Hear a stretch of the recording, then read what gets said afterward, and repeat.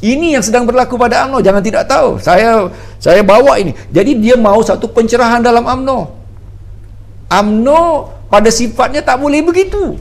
Sebab UMNO sudah terpasak dengan ideologi ketuanan, supremasi Malay, ketuanan Melayu. Dalam bahasa hari ini, kalau bercakap tentang ketuanan Melayu, Khairi kata kita akan kalah. Kita akan kekalahan 54 kursi. Kursi-kursi campuran semua kita kalah sebenarnya. Kerana India tolak, China tolak. Dan UMNO tahu bahawa dia sudah tidak boleh membawa itu, tidak boleh membawa dengan pahaman lama itu. Nah, tiba-tiba dia nak menyalahkan PAS, nak menyalahkan PKR Melayu dalam PKR, Melayu dalam PAS. Ini yang sedang berlaku dan rakyat perlu dipahamkan begitu. Kami terus mengatakan bahawa kalau PAS contohnya dan juga dalam pakatan, apabila keadilan itu dapat kita pasak dan kita bina benar-benar, akan menyelamatkan Melayu, Islam, akan menyelamatkan orang Cina, orang Buddha, akan menyelamatkan Hindu dan India, akan menyelamatkan semua. Apabila keadilan itu diletakkan di atas apa yang sudah jelas perkara 3 dalam hal agama, 152 dan juga 153, tak ada siapa pun mempertikaikan tentang kedudukan Melayu, kedudukan bahasa Malaysia, bahasa Melayu itu mereka sendiri. Nah, itu sebabnya kalau kita tengok memang penuh paradoks. Najib sebenarnya hari ini sedang terperangkap. Saya selalu nyatakan demikian. Musuh paling besar Najib pertamanya adalah UMNO itu sendiri dan Perkasa dan Tun. Dan tidak kurang musuh paling besar adalah dirinya sendiri. Sebab dirinya sendiri itu semacam tidak ada tulang belakang. Flip-flopnya itu, berdolak baliknya itu meletakkan orang semakin hilang kepercayaan. Kalau sudah hilang kepercayaan, begitu juga kepercayaan para pelabur tempatan dan luaran.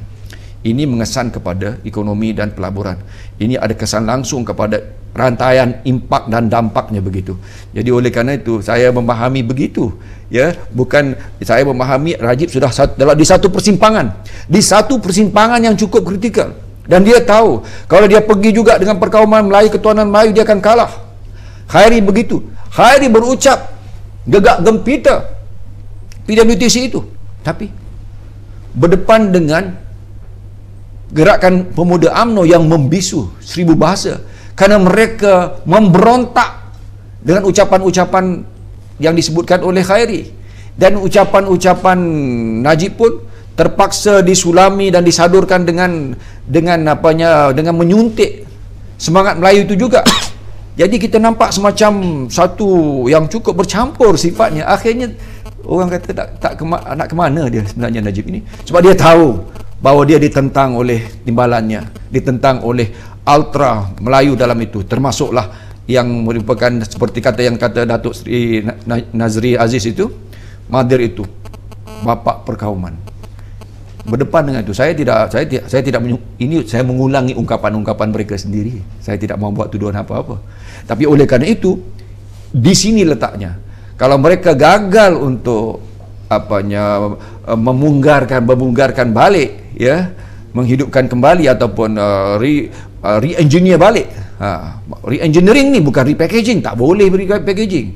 Sebab sudah busuk, kata Dr. Mahathir, sudah busuk sampai ke usus. Bukan saya kata, Dr. Mahathir kata, Tun kata. Jadi itulah yang saya nampak dalam pusingan ini, jawapan saya. Kalau kita lihat ya YB Belasani, ya, sejarah UMNO sendiri, ya, parti inilah parti elit, ya, parti yang bertunggak kepada feudalism yang dipegang oleh kaum bangsawan, kaum elitnya, dan bila sampai Tun Mahathir lah kaum golongan kaya baru, the novo rich, kan, dengan kronismnya, nepotismnya dan sebagainya.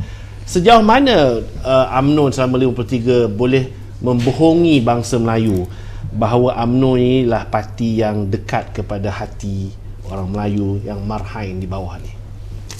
Melihat daripada ucapan Presiden UMNO sendiri, saya tidak keseluruhan tidaklah membaca dengan bersungguh-sungguh, tapi secara pandang dia ada mengatakan bahawa orang Melayu ini meminta-minta dia budaya ini harus dihakis kerana untuk berkepentingan untuk memertabatkan Melayu itu sendiri.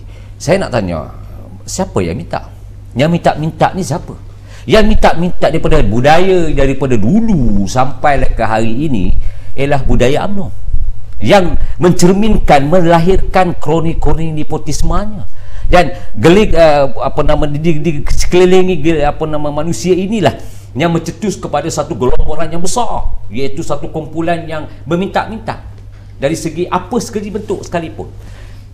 Daripada budaya inilah yang menyebab kepada kegusaran mereka sendiri, terlalu meminta hingga akan menjadi seorang yang tidak bermaya dan menjadikan seorang yang letih dan lemah, yang akan menjurus kepada kegagalan. UMNO Melayu yang ada pada hari ini, yang saya lihat daripada luaran, bukan UMNO, Melayu tidak pernah meminta. Dari segi apa yang mereka minta? Untuk mengaut keuntungan, memunggah harta khazanah negara? Tidak sekali. Mengatakan bahawa menjerit pekik untuk mengatakan bahawa mereka perlukan pembelaan dalam segi perkongsian bersama, saya tak nampak pun. Harga barang naik, semua dibebankan kepada rakyat, termasuk orang Melayu. Minta yang bagaimana yang dikatakan. Daripada apa yang saya lihat, budaya UMNO ni bila ada mesyuarat agung dia selalu mengutarakan soal ketuanan Melayu, kedudukan Melayu, menjaga kepentingan Melayu, memastikan Melayu memancu kekuatan bangsanya sendiri. Saya habis mesyuarat agung dia berlalu begitu. Dan saya tidak menampakkan bahawa ini satu momentum hakikat bahawa agenda utama mereka ialah bukan untuk menjaga kekuatan Melayu yang sebenarnya. Itu untuk melunaskan demand mereka sebagai pemerintah. Najib cuba membawakan orang Melayu ini, dalam kumpulan orang Melayu ini seluruhnya, bahawa mereka terpaksa berpaut kepada UMNO. Ini sudah tidak relevan. Berpandu kepada pilihan raya yang ke-12 yang lalu, Mac 2008, yang mana mencorak kepada landscape pemerintahan yang cukup luar biasa. Dan rakyat sudah tidak lagi terikut-ikut dengan momentum UMNO sebenarnya. UMNO membuatkan seolah-olah Melayu diambang kejatuhan, ambang perpecahan, Melayu akan ranap, Melayu akan, tetapi saudara terfikirkan dalam ucapan dasar Presiden tidak sentuh menyentuhkan Islam.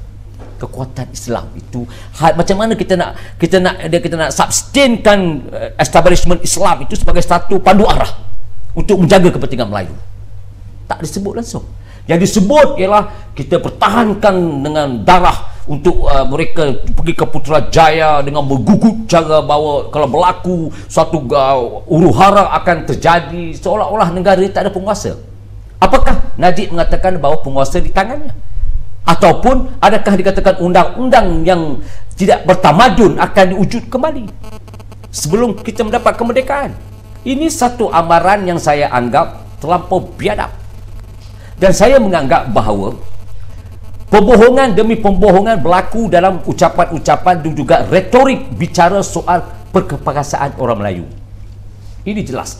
Daripada awal sampai ke akhir, hujah-hujah dan juga pandangan daripada puteri, daripada wanita, daripada pemuda sampai ke tahap Presiden menegaskan bahawa daripada keseluruhan itu saya melihat UMNO sudah berasakan mereka akan kehilangan kuasa di PRU 13. Rakyat sudah menampakkan UMNO ini sudah menjadi retorik dalam bicara, tetapi keyakinan mereka sudah tidak ada. Dalam segi apa lagi kita nak berpaut pada UMNO? Dah tak ada. Yang dinampakkan pada ketika itu, orang takut berubah dalam segi berani untuk mencari jalan baru. Tapi hari ini lagi dibicarakan soal ketuanan Melayu, lagi dibicarakan hala tujuh Melayu, dan juga generasi yang baru, anak muda ini akan mencerminkan seolah-olah mereka sudah makin kecut pengaruhnya, dan kita ni makin mengembung di atas keyakinan. Apa yang kita lihat daripada keyakinan yang ditunjukkan oleh perwakilan kita sendiri, betapa indah kata, walaupun kata-kata itu sebagai kata yang memedih, tetapi kita terima dalam hati kita mesyuarat Kongres baru ini. Jelas kita tidak menyimpan ataupun mengagung ataupun melambung pemimpin tertentu demi untuk menggadai maruah. Kita tak buat. Kita benarkan perwakilan bicara soal apa saja, kepentingan untuk rakyat. Tetapi dalam UMNO hari ini yang kita lihat, momentum itu berlaku sentiasa begitu dalam melambung pemimpin dalam apa bicara sekalipun.